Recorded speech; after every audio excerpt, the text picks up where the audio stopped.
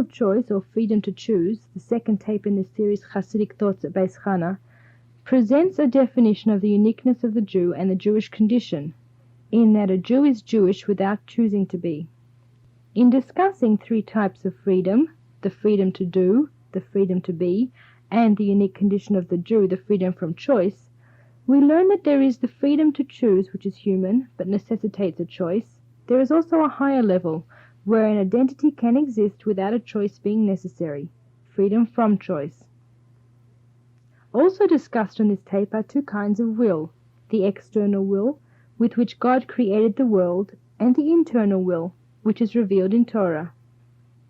The information on this tape is indispensable in understanding the human condition, morality, and Judaism. One of the things that we pride ourselves on, that separates us from the animal kingdom, that makes the human being greater than the animal, is that we have freedom of choice. The animal, although there are various characteristics among animals, some are cruel, some are kind, protective, and so on.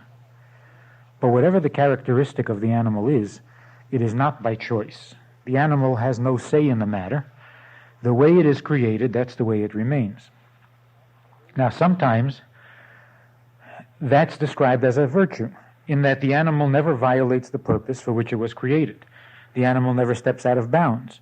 Whereas the human being, because of our freedom of choice, we can actually violate the condition and the purpose for which God created us. But whatever the character of the animal is, the character is given and cannot be violated.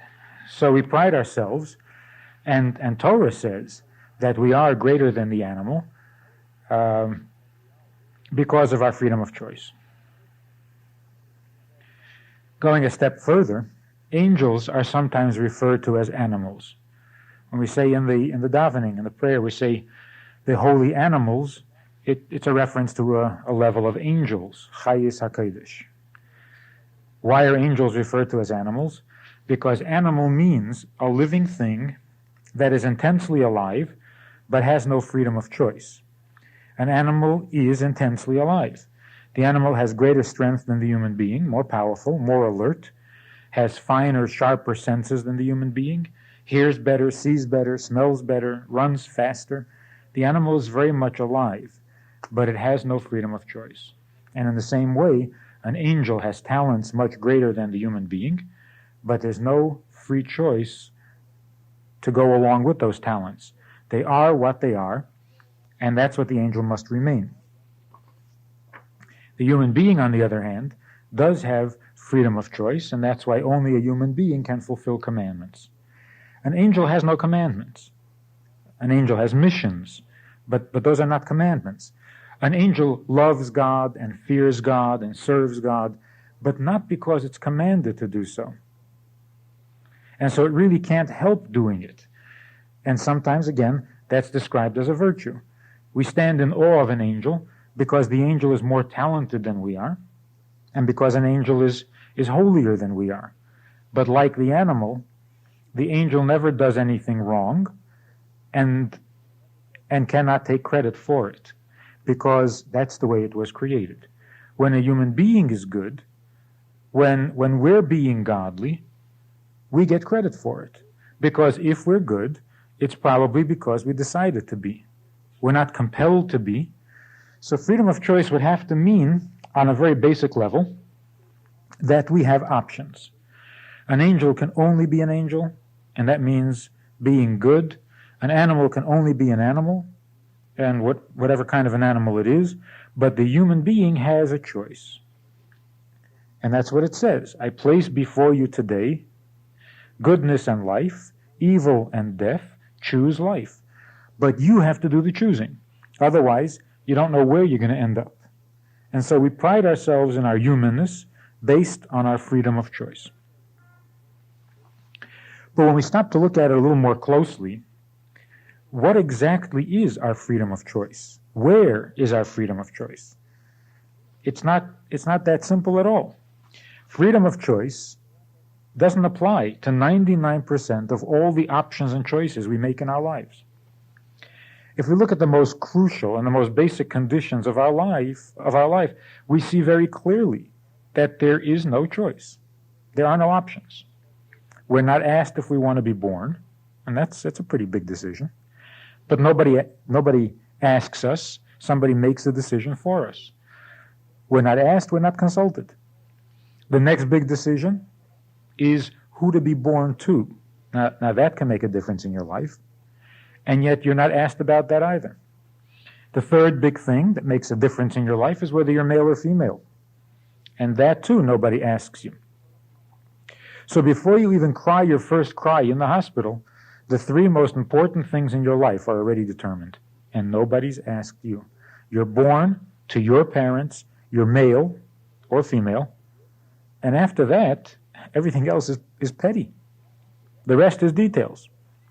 But let's go on. The Gemara says that 40 days before the child is conceived, an angel who makes announcements announces the nature or the quality of the given soul that will be born 40 days hence. It announces this person will be bright or dull, strong or weak, rich or poor. The only thing it doesn't announce is whether it will be good or bad. So whether a person succeeds and becomes wealthy or not is predetermined. It's already been announced. It's really not his choice, even though it looks like it is. But the people who have tried very hard to become rich and have not will tell you that it's not because they haven't tried, and it's not because they don't want to be, or that they don't deserve to be. Whether you're strong or weak, whether you're gifted or plain, all of these things are not optional. They're given, they're predetermined, they're fixed. They've been announced 40 days before you were born, and there's nothing you can do about it. And that's why there are people who are rich, who by personal quality and talent really have no business being rich. There are people who are strong. They have great influence and power over other people, but by virtue of their personality and morality, they have no business having power over other people. And the same is true in the opposite, in the reverse. There are those who would make wonderful leaders, but nobody listens to them. And they would make very good, very moral, very helpful, wealthy members of a society, but they can't seem to make a living. So it doesn't have anything to do with personal virtue, talent, gifts, effort, or intention. Where then is our freedom of choice? This past weekend, I was talking to a group of students and came around to the subject of the freedom to marry whomever we want, not like traditional marriages where somebody picks who you're going to marry. And they insist on having that freedom. So we took a look at that freedom. You say, I want to be able to marry whomever I choose. That sounds very impressive. There are 4 billion people in the world, 2 billion men and 2 billion women, to make things simple. So here is this woman sitting in a little town in Texas somewhere, and she claims to have freedom of choice, the freedom to marry any one of 2 billion men. But really, that's not true. It takes too long to meet 2 billion men. So you're not going to meet that many men. And besides, of the 2 billion men, even if you could meet them, some of them may not want to marry you. So we have to eliminate those from the range of possibilities. Some may be married already. Some may be a little too old, others a little too young, some may be of the wrong religion or the wrong persuasion or the wrong lifestyle. Basically, you can only marry one of the men you meet. And how many men do you meet? 20, 30, 50? Of the 50, how many do you want to marry? 2, 3? And one of them is already married. So you're down to 2 again. And of the 2 you like, one of them doesn't want to marry you. So you can only marry the one who agrees to marry you, whom you like, who is not yet married, whom you've met. So where's the freedom of choice? And sure, you could say, well, I had 2 and I decided, but what's the big deal? Who determined whom you will meet? How did you end up with the choice of these 2 And that also is out of your control. So freedom of choice, the more you look at it, the more it doesn't seem to exist. Where's freedom of choice? And to say, well, I can sleep late, or I can get up early, well, for some of us, that isn't really a free choice either. But even if you do have that option and you decide to sleep late, or you decide to get up early, if that's what separates us from the animal, well, then we don't have much to write home about. I can get up, I can sit down, I can walk, I can stand. That's not freedom of choice. Freedom of choice has to involve something much more major than the color of our clothing or the place we shop. Freedom of choice must mean not that I can sit or stand, because an animal can make that kind of a choice as well. An animal has that option. If it wants to sit, it will sit. If it wants to stand, it'll stand. If it wants to munch on this grass or that grass. The freedom of choice that the human being has, that sets him apart from the animal, is not that he can choose which apple to eat. According to Kabbalah, even that choice we don't have. It's already predetermined which apple you're going to eat. But where the freedom of choice must exist is that we have the freedom to be one of two things, not just to do one of two things. Because even an animal has the freedom to do, but whatever the animal does, whether it munches on the grass here or on the grass there, it's the same animal. Nothing's changed. When we say that we have freedom of choice, we mean to say that not only can I eat or not eat, not only can I sit or stand, wear this suit or that suit, I can actually choose what I want to be. I can be one of two things. An animal can only be an animal. An angel can only be an angel. But I can be either of the two. I can either be an animal or I can be an angel. I have a choice. So it's not just a question of the freedom to do, but rather freedom to be. I can be one of two kinds of creatures. And that's because I have two souls, an animal soul and a godly soul. If I follow my animal soul, that's a complete being with a full range of emotions and intellect and expressions. I can be a full-fledged being following my animal soul, but then I'm an animal. Or I can follow my godly soul and be a complete being, a different being, not just eat differently or dress differently, but actually be a different creature, a different kind of being. And that only a human being has. The freedom to choose what to be, not only what to do, this is uniquely human.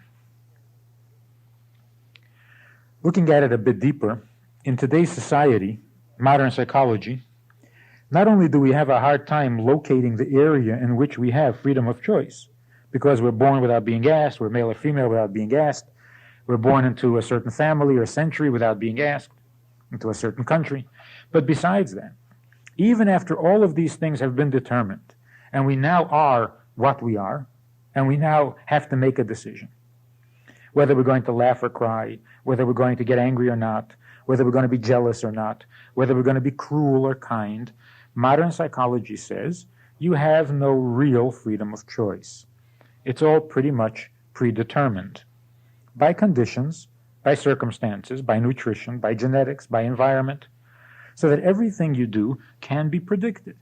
And if the psychiatrist knows his work, he knows his job, he does it well, he can predict when we'll get angry, when we won't, when we'll be jealous and when we won't, how we're going to react, because we're all programmed. So there really is no freedom of choice at all. I guess what it boils down to, according to modern psychology, is that the only freedom of choice you have is whether to see your therapist or not. And that's pretty much influenced by your program as well. And that's terrible. As a matter of fact, it's immoral, because it takes responsibility away from people. It says that if you're angry, it's because you're eating the wrong foods. And if you're sinful, it's because your mother was too harsh. And if you can't go to work and can't keep a job, it's because your working conditions are horrible. But you're never responsible for anything. And therefore, you can never solve anything. So it really takes the whole burden of responsibility, of morality, and of decision-making away from the person. Whatever happens, you're a victim of bad programming. And on the other hand, if you don't need a psychiatrist, that's not to your credit either. You just happen to have a healthy set of genes, and you eat a healthy diet, and your mother left you alone. So that's not to your credit either. So you really can't be good, and you can't be bad. All you can do is pay. So by modern reckoning, you don't have freedom of choice even in our reactions to circumstances that are beyond our control. Even our reaction is already determined and not chosen freely. When Torah comes along and says that you have freedom of choice, we're being told something unnatural. We're being told that although logically and psychologically it makes sense to believe and assume that nature leaves an imprint on every person, and therefore every person is going to be what nature dictates he should be and must be, God comes along and says that in spite of that, I give you freedom of choice. So that our freedom of choice is actually supernatural. Because there's nothing else in nature that has freedom of choice. Why should we? When Torah says, I place before you a choice, choose, we're being told that there's an exception to this law of nature, and that we are the exception. We have freedom of choice. Now, what does this freedom of choice mean? Not only that we have an option, but that nothing can interfere with that option. Not only do we have a choice to do good or to do bad, to get angry or not to get angry, to feel jealousy or not to feel jealousy, to lash out or not lash out, to give in to temptation or not to give in to temptation, not only do we have that freedom, we're guaranteed that freedom. In other words, the freedom is absolute. There is no power in the world, including God himself, that will ever interfere with the freedom of our choice, with our freedom to choose. So that the person who is programmed to be terrible, because he was raised in a horrible environment, sees nothing but cruelty and evil and indulgence and sinfulness, who by nature, by all rights, should be inclined towards those same things and predisposed towards evil, or better yet, programmed to do those things, God comes along and says, that may be the call of nature, that may be the dictate of your environment, but when it comes to being good or bad, even that kind of exposure, even being marinated in it, will not take away the freedom you have and the ability you have to turn around and be the exact opposite, to react with goodness. On the other hand, no matter how holy your environment was, and no matter how disciplined and virtuous your upbringing was, at any time in your life, you are fully capable of turning around and doing something horrible. Why? Because you have freedom of choice. And that freedom of choice is guaranteed by God, that nothing has the power to force you to do good or evil. This doesn't mean that there aren't things in the world that incline us towards good or evil. I mean, there certainly are. And that's why we have to be careful about what our children see and hear and read as they grow up, and what we expose ourselves to as adults, because we don't want to be inclined towards unholy things. We don't want to be tempted.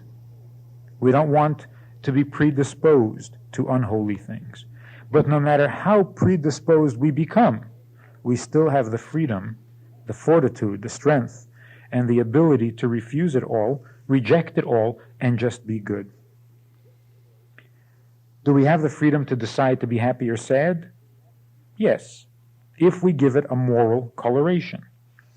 If you're happy because that's the moral thing to do, then you have the freedom to be happy. And here we run into a very practical application of this thought.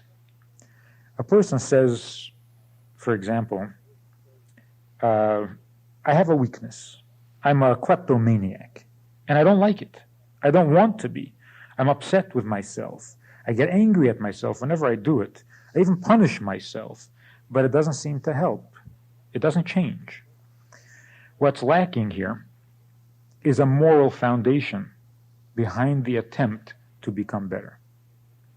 When we take a characteristic, a behavior that is neither moral nor immoral, like willpower, a person says, I want to have more willpower.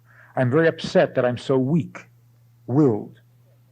Now, whether they're going to be strong or weak is predetermined. We said before, the angel announces it. There are people who are very strong, and there are people who are weak. It's predetermined, and we have no choice in the matter. If we take this quality called willpower and we give it a moral, compelling reason, like it's not a question of whether I'm going to be strong-willed or not, it's a question of whether I'm going to refuse to eat at the non-kosher restaurant at the airport. And I say, well, you know, I keep giving in and eating in those airports. I must be weak-willed. And I'm very upset with myself because I'm embarrassed to let everybody know that I have a weak will. No matter how much it embarrasses you, and no matter how much you fight it, it's not going to change. Because you're not making a moral choice. You're not struggling with the morality of the issue. And the only freedom we're guaranteed, the only place that we have freedom of choice, is when we're making moral decisions. And since this decision doesn't involve a moral aspect, a moral dimension, therefore, you have no guarantee that you'll succeed. If you were created with a weak will, it's going to remain that way. Unless the issue is reworded and becomes a moral issue. When it's no longer a question whether you're weak or strong in your will, it's a question of, are you going to do what God wants, or are you going to do that which violates God's will? If you're weak-willed, then it should be a cinch. Because God wants you not to eat it, and you have a weak will to eat it, well, then it shouldn't be too hard to refuse and say no. It should be easy. But you say, no, I have a very weak will to not eat it, and therefore I keep eating it. And I want a stronger will, and then I won't eat it. Well, that's chasing your own tail. Nobody ever guaranteed you success in that endeavor. But if you turn it into a moral issue, is it what God wants or is it what you want? Here God says, I guarantee you success. You have total freedom because no amount of weakness, no amount of programming, no amount of bad experiences will prevent you from keeping a mitzvah because you have freedom of choice. So far, we have two things. First of all, freedom of choice means the freedom to be or not to be godly, not just to do or not to do, but to actually be, to determine the condition of your existence. And secondly, that this freedom to be godly is guaranteed. Nothing can interfere with it when it comes to making moral decisions. And that's why we're told, this Yiddish expression, that when you're afraid of something in life, the solution is to turn that fear into a fear of heaven. When you're moved deeply, positively, by something in life, turn that into a love for God. Make it heavenly. So that if we see the greatness of nature, beauty of nature, we should immediately connect it with the Creator. When we're afraid of something in nature, we should immediately connect that with the awe of the Creator. Why? Because that's the only free area in which we can make use of that feeling. Otherwise, it's just a feeling and it goes nowhere. So that everything we experience, we want to bring into the realm of godly or not godly, because there we are the experts. There we have some say in the matter. Other than that, we're merely reacting. We're victims to our experiences. So if we see a wonderful sunset over the Grand Canyon, and we're so deeply moved by that, where does that feeling go? We're not doing anything. If you're of a romantic bent, you're poetic, you can't help getting overwhelmed and chills run down your spine when you see this beauty, this overwhelming majesty, this magnificent sunset, but you're merely a reaction to nature. It is doing this to you. But what are you doing? Nothing. And if something in life scares you, it scares you. But what are you doing? Again, nothing.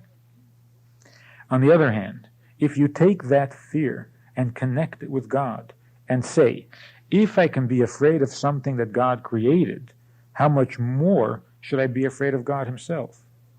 Then you've utilized your freedom of choice. You're becoming what you want to be. You're no longer a reaction to the world. You are determining your world. You're determining your universe. And the same with love and awe of the beauty of the world, to turn that around and make that part of our relationship with God. There's a third concept to freedom of choice, and this is where we get a little bit mystical and difficult. There's the eternal question.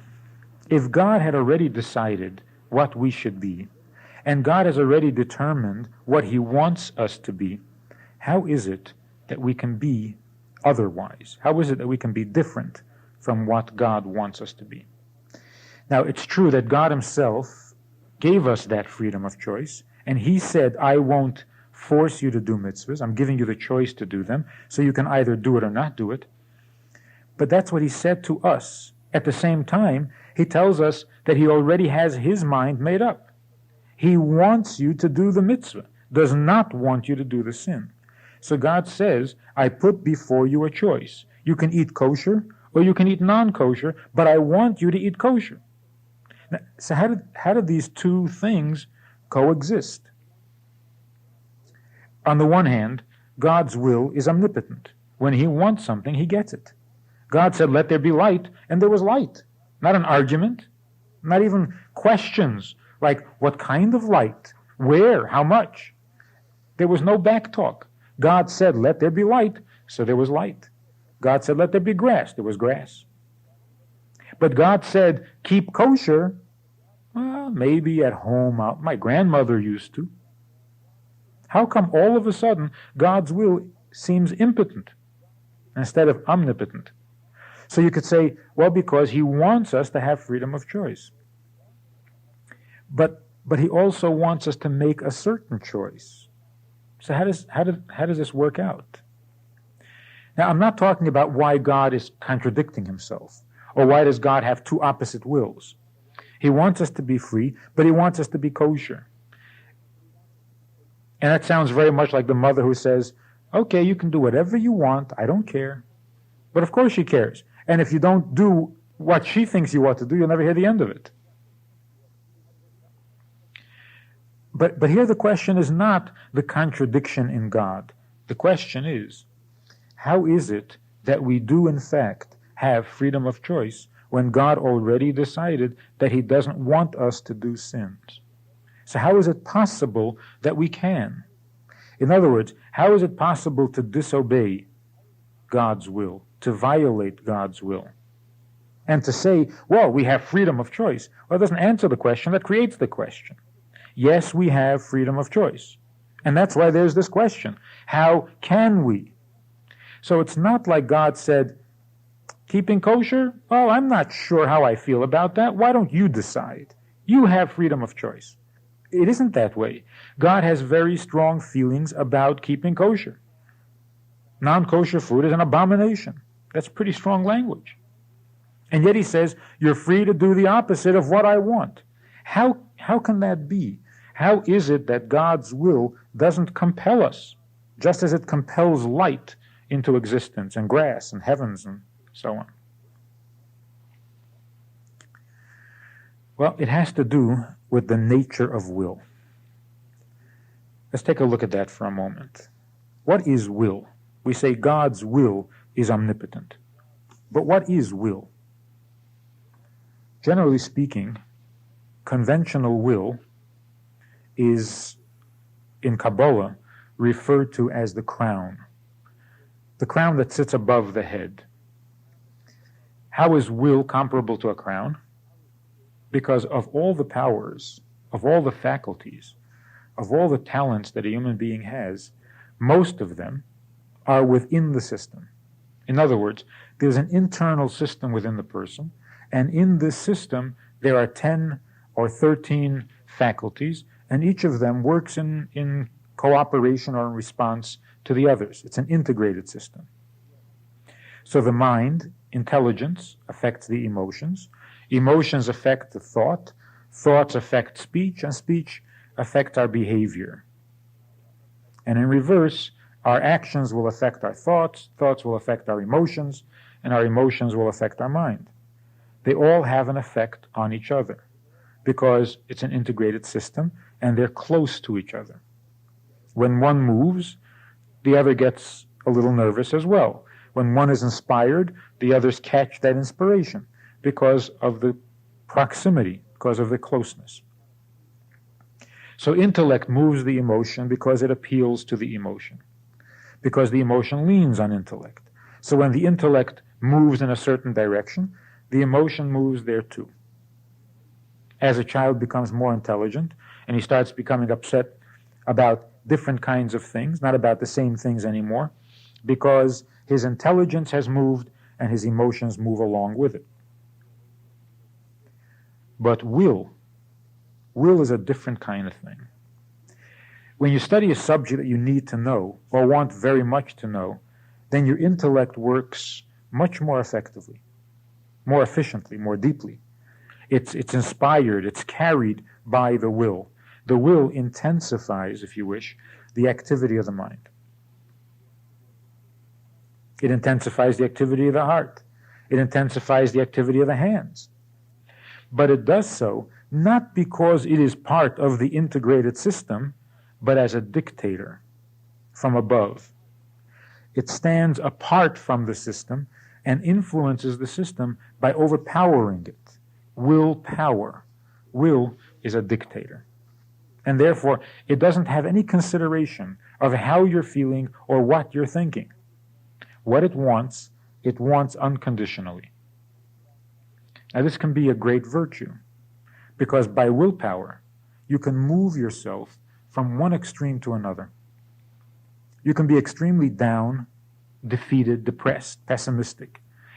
And by willpower, you can in one moment radically transport yourself from that place to a place of optimism and hope and faith and cheerfulness. How can that be? Well, if you tried to do it rationally, it would take a year until your mind was firmly convinced, fully convinced. And then that conviction becomes strong enough to become somewhat contagious. And then the heart catches that spirit. The heart warms up to the idea. And within a year, you can turn yourself around and go from being a negative person to becoming a positive person. But will can do it in a moment. The will doesn't take into consideration how you think or what you feel. It wants, and that's all there is to it. And because it is stronger than the mind, stronger than the heart, it will have its way, whether you agree with it or not, whether it sounds logical to your mind or not. Will dictates and has it its way. And that's why a person can say, don't ask me to explain this. I don't know. It sounds crazy to me too, but I'm going to do it. And you say, but if it sounds crazy to you, then what are you doing with it? If your mind isn't doing it with you, and your heart isn't doing it with you, then who's doing it? You say, well, it's an emotional thing. But it's not. Never mind emotional. Emotionally, I'm depressed. That's the whole problem. My emotions are not functioning. You say, well, then what's making you get up and do this? If it's not your mind and it's not your heart, neither intellect nor emotion, then what is it that's doing it? And the answer is it's coming from your will. Will is an independent power. Every person has the faculty of will, just as every person has intelligence, and every person has emotions. Every person has will. Will is different from the other powers of the soul in that the other powers work together in consideration of each other.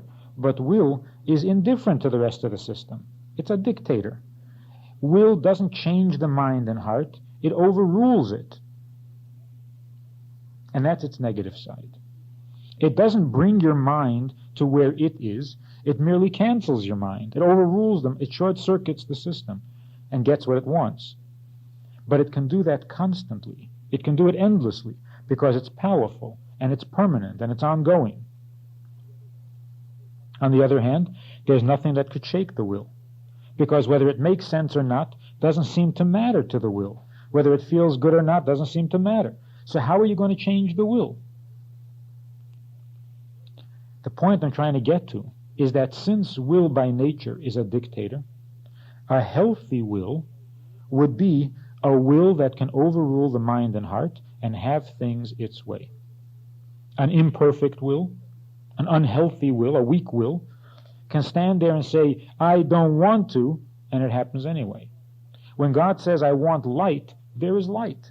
When God says, I want grass, there's grass. Why? Because God's will is omnipotent. It's perfect, like everything else in God. A human being can have a frustrated will, but God's will is never frustrated. If He wants it, it's there. Therefore, the question becomes even stronger than before. How is it that God wants us to be good and we're not? He doesn't have it His way. Chassidus explains that there's another kind of will. The will that is a dictator is the external will. External will means that when you want something because of an external consideration, a third consideration. I want money because I have a family to feed. So, do I want money? For all practical purposes, yes, I want money. But do I really want money? No, I don't really want money. I want to feed my family. So my will, my want for money, is an external one.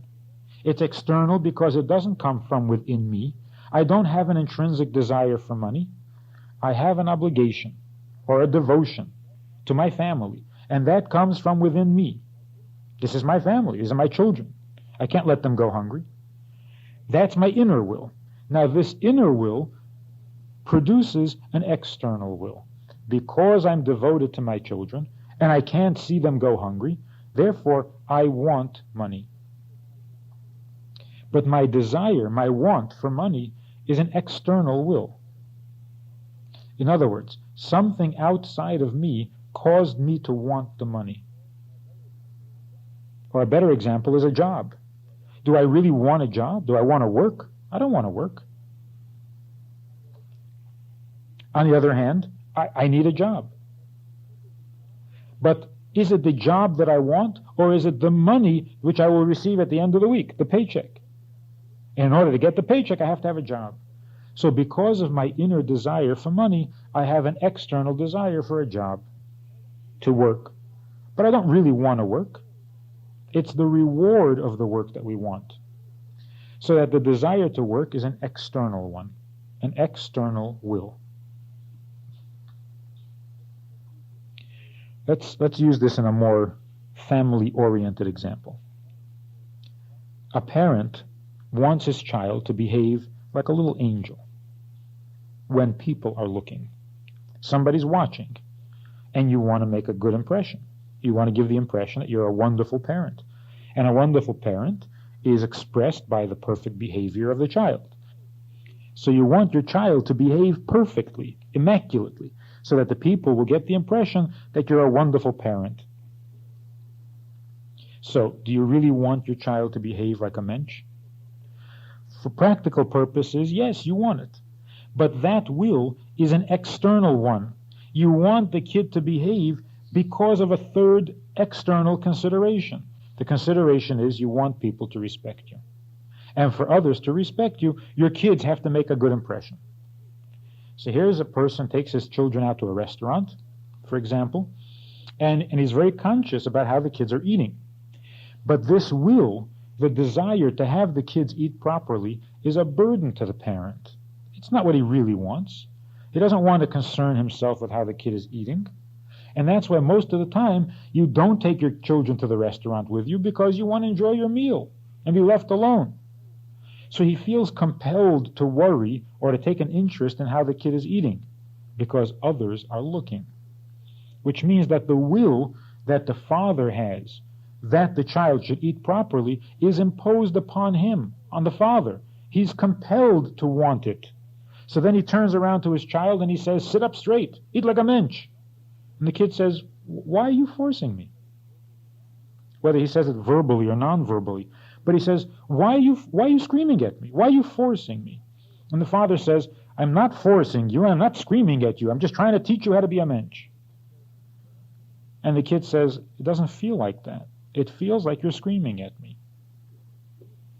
And it's true. He is screaming. He's dictating. Why is he dictating? Because he has been dictated to. He's passing it on. He was forced, so to speak, to want the child to eat like a mensch, forced by other people's presence. And therefore he's going to force the kid to eat like a mensch. It's consistent. If I'm forced to have a job because I want the money, then I will go to work and force the job. I'll push through the week. I don't really want to do the work, I just want the money at the end. So the way I'm pushed, that's how I'll turn around and push. If I have a will imposed on me, then I'll find something or someone to impose it upon myself. I'll transfer it the way it is. An external will demand external behavior. Now, if that will is strong enough, nothing will stand in its way. If I need my child to behave, and I need it strongly enough, and I'm omnipotent in my will, then that child is going to eat like a mensch, and there'll be no two ways about it. So when God says, let there be light,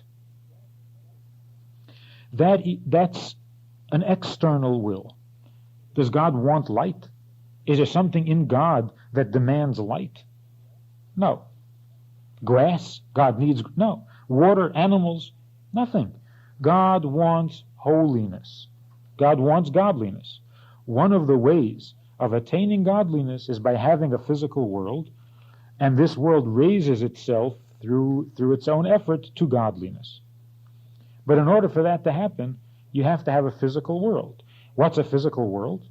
Light and grass and animals and water. So God wants light and water and grass, but is that really what he wants? Is that an internal will? No. He wants it because of a third consideration, because of the godliness that it can produce. So in a manner of speaking, God is forced to create light and water. And that's why when he says, I want water, there's water.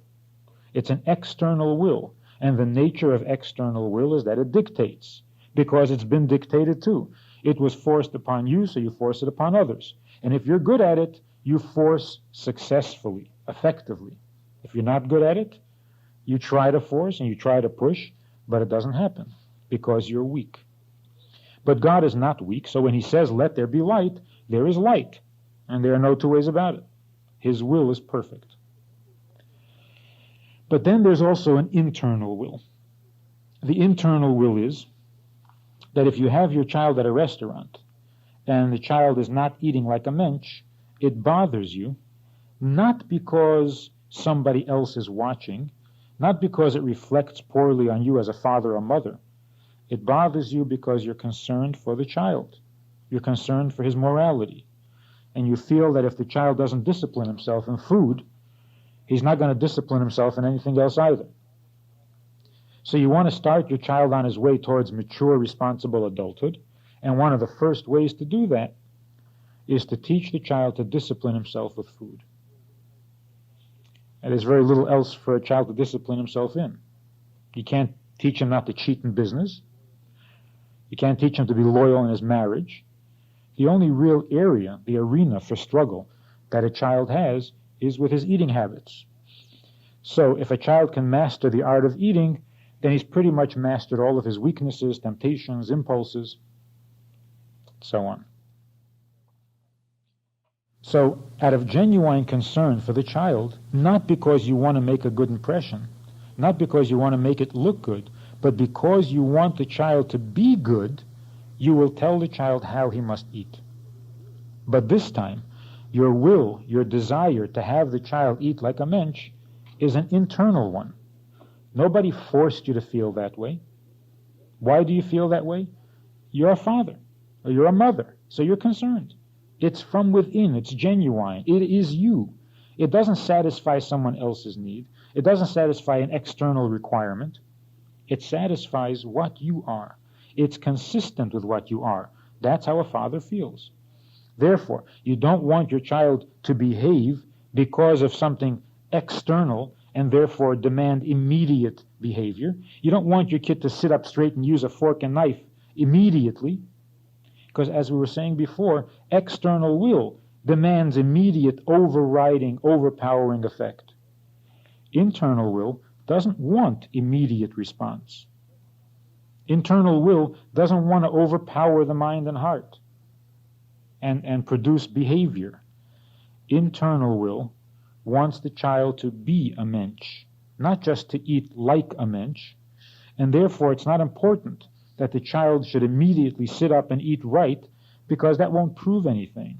That doesn't necessarily mean that you've gotten what you want, because what you want is growth and maturity. Obedience.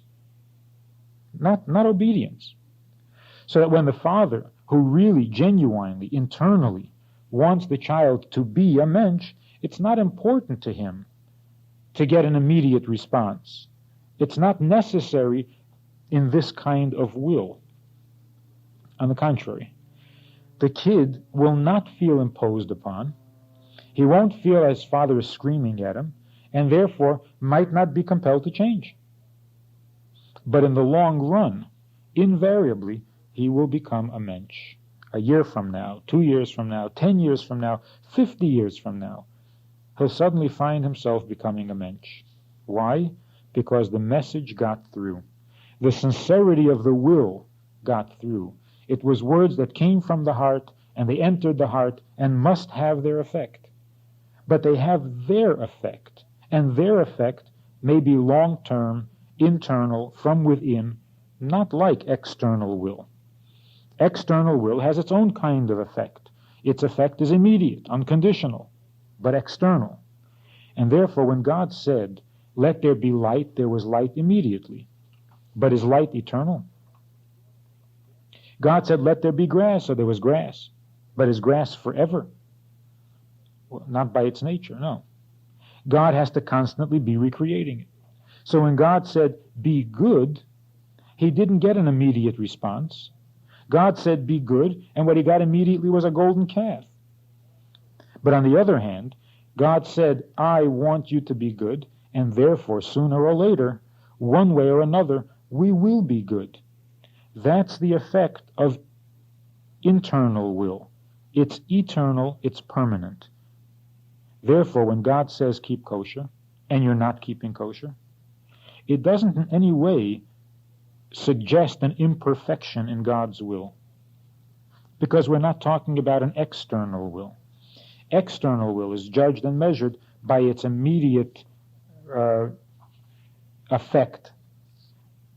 When God has that kind of a will, he has that kind of effect, because his will is perfect.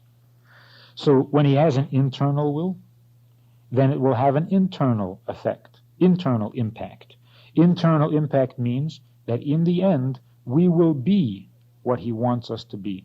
Not by overpowering, not by short-circuiting the system, not by infiltrating the system, but by planting a seed there, planting the thought in our mind, in our heart, and sooner or later, those thoughts are going to move up, those thoughts are going to turn us around from within, and we're going to become good. We're going to become godly, because it's reached us or touched us internally, because it comes from an internal place. So freedom of choice now becomes far more complex than we first thought. If invariably we must become good, because that is the inner will of God, and he has planted that in us, and that must succeed, then again, where is our freedom of choice? I mean, here we thought, at last, that freedom of choice meant the freedom to either be good or bad. Now we're finding out that that's not true either. You can be bad only for a certain amount of time, but in the end, you must respond to God's will and become good. I mean, there are people like a Hitler who were never given the job or the responsibility or the task of being good. They're more like the expression of the axe in the hand of the woodman. They're tools that God uses to carry out some plan. And in that sense, they serve their purpose. Not that they are personally good, they're monsters. But even that eventually will have a good outcome in spite of them. But aside from those exceptions, Jew and non-Jew are created to ultimately be good, and will ultimately be good. All people have a chance for repentance, even though they seemingly didn't do any good during their lifetime. And that's why it says, Yitamu chatoyim min haaretz, that it is the sins that will cease from the earth, and the wicked are no longer. And the Gemara explains that the verse tells us that the sinful, the person who is sinful, will not cease. It is the sin that will end. And therefore the wicked will no longer be sinful, will no longer be wicked. So that even the most sinful, even the wicked, in the end, their sin will stop, their wickedness will end, but not that they will die.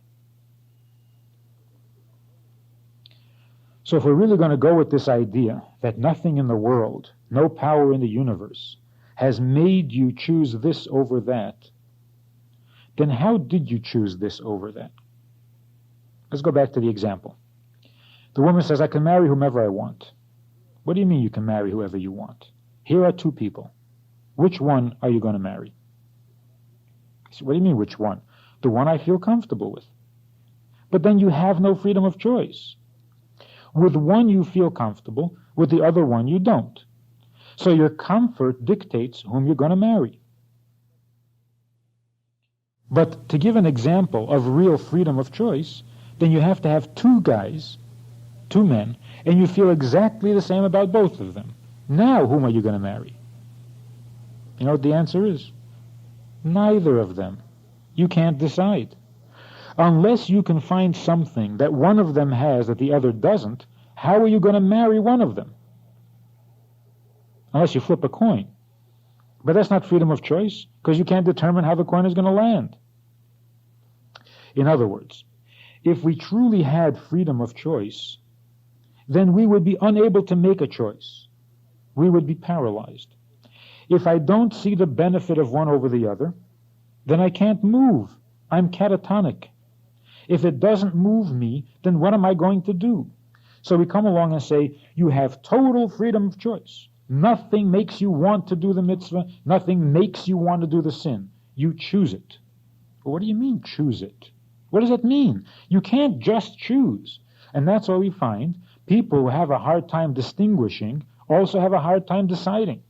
Because if you can't distinguish, if you can't discern a virtue of one over the other, then you can't choose one over the other, so you do nothing.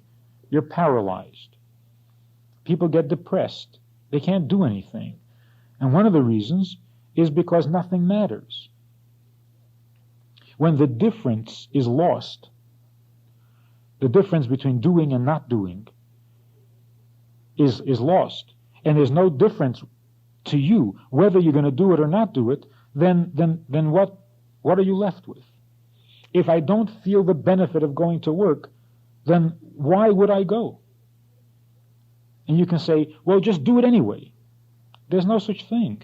When a person's not depressed, they feel the virtue and understand or see the virtue of one thing over another. So they do the one with the virtue. But when you don't feel any virtue, and it doesn't matter anymore, and you just don't care anymore, then you can't choose. You can't decide. You become paralyzed by your depression. Not because you don't have the energy, because you don't have the discernment. You can't pick one over the other, so you sit there doing nothing until it hurts so bad that you begin to see the benefit of one over the other. And then you do something. Then you choose life. So what does it mean, real freedom of choice? If nothing tilts the scale for me and causes me to choose one over the other, then I would be paralyzed. And if something does tilt the scale for me, then it's not my choice. So on this third highest level of freedom of choice, you get into a whole new definition. It's not the freedom to choose one over the other. It's the freedom to exist, to be what you are, without having to choose. A non-Jew has the freedom to choose, the freedom to be good or bad, the freedom to be like an angel or like an animal. But the Jew has freedom from choice. There's an immense difference between freedom to choose and freedom of choice, or freedom from choice. Freedom of choice in this context means that I don't have to choose in order to be. If nothing affects me, nothing makes a difference to me, nothing outside of me moves me one way or the other, will I be anything, or will I be nothing, catatonic? Torah comes along and says of the Jew that if nothing moves you, nothing affects you, nothing touches you one way or the other, you would do the mitzvah. And you say, but why? Why would I do the mitzvah rather than the sin if it was all the same? And the answer is because even on that level on which you have freedom, you also have a choice. The choice is already made. You won't be nothing. On that level where nothing touches you, you won't be catatonic. You will be Jewish. And Jewish means mitzvahs. Now this is totally unique, even among human beings. Freedom not to choose to do the mitzvah or to choose to do the sin, although we have that freedom too, but something much deeper, the freedom from making a decision. That on that level, where nothing outside of me urges me to be a Jew, nothing outside of me means anything to me, even on that level, I will be Jewish. Why? I don't know. Even where God's will doesn't affect me, on that level in my soul where commandments make no difference to me, even there, I will do the commandment. Why? What will make me do it? I don't know. It's totally mysterious. But if nothing makes you do it, then you should be catatonic. That's true, but I'm Jewish. That's the difference between a Jew and a non-Jew. The difference between a Jew and a non-Jew then would be that in order for a non-Jew to be good, he has to use his freedom of choice and make a choice, make a decision. And that's why religion for a non-Jew has to be a very conscious thing. It has to be. On the other hand, Yiddishkeit for a Jew, when it's at its highest and finest, in its finest form, is unconscious. Because on that level, where I don't care to be religious, I'm not out to prove anything, I don't have any concept of heaven and righteousness and saintlyhood, I'm not interested in those things at all, they don't move me at all, leaves me cold, yet I will do the mitzvah. And you say, but why? Who says a Jew is normal? That's the exceptional nature of a Jew. That without knowing it, without choosing it, without consciously making a decision or choice, that's what we are. So when God says, you will be to me a nation of holy people, it's not a commandment, it's a description. We are a holy people. We don't have to choose it. Whether we're conscious of it or not, whether we're impressed by it or not, whether we want it or not. And that's the greatness of it, that a Jew is a Jew even if he doesn't want to be religious. That a Jew does mitzvahs even when he has no concept of reward or virtue. And he's not into proving anything. He's not into being virtuous. So he does the mitzvah. Why? Because that's what he is. That's what he is. And that's what we mean that the soul of a Jew is a part of God. Not a desire to be like God, but a part of God. It already is what it is. It doesn't have to choose. If we connect this to Purim, there's a famous quote from the Talmud, the Gemara, where it says that the mitzvah on Purim is to get so happy as in happy hour, that you reach a point where you don't know the difference between blessed is Mordechai and cursed is Haman. And the obvious question is, of all the days of the year, to not know the difference between Mordechai and Haman, Purim should not be that day. It's the one day in which you really should know the difference, because that's the whole story of Purim. So how is it that on the day of Purim, we are told not to know the difference between Mordechai and Haman? And besides, any time of the year, what kind of a virtue is this? To not know the difference between Mordechai and Haman is a virtue. This is religion. This is what they taught you in Cheder. The statement is that we shouldn't know. We should get so happy that we shouldn't know the difference between blessed is Mordechai and cursed is Haman. But at the same time, Mordechai remains blessed. Haman is cursed.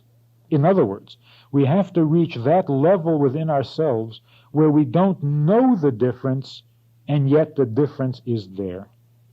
Where we don't have rational cognitive reasons for condemning Haman and blessing Mordechai, and even then, even on that level, Mordechai we bless, Haman we curse. In other words, on that level, where we don't have the freedom to choose, we have the freedom of choice. That even where we don't know the difference between Mordechai and Haman, there is a difference. We react differently to Mordechai than we do to Haman. Even on that level where we have no reason to pick one over the other, we pick Mordechai. We do not pick Haman. Why? That's the true nature of a Jew. And why is this mitzvah only on Purim? Because it reflects the miracle of Purim. The miracle of Purim was that at that time, Jews were touched in such a way that they were all of them raised to this level of freedom from choice. That's why it says that on Purim, the Jews fulfilled what they had agreed to fulfill. In other words, what we promised to do at Mount Sinai, at the giving of the Torah, we promised to keep the Torah, we finally did it in the days of Purim. In some way, our commitment to Torah was not complete until the times of Purim. And what that means is that until Purim, we did the mitzvahs because we committed ourselves to the mitzvah. It was the right thing to do. We made the right choice. When it came to Purim, we realized that choosing to be Jewish is not enough. Because choice or no choice, we're Jewish.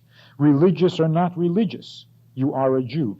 Pious or not pious, what's that got to do with being Jewish?